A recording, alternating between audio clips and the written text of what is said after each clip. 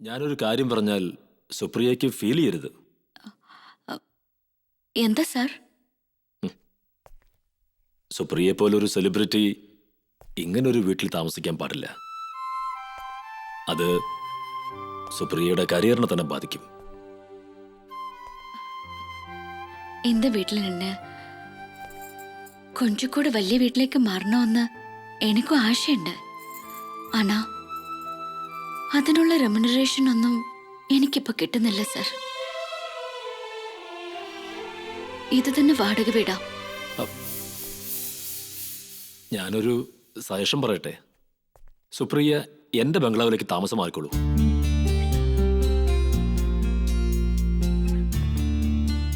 ഞാൻ വല്ലപ്പോഴും വരുമ്പോ 2-3 ദിവസം സ്റ്റേ ചെയ്യുന്നല്ലാതെ ബാക്കി ദിവസം അടച്ചിട്ടിരിക്കുക. അയ്യോ, അതൊന്നും വേണ്ട സർ.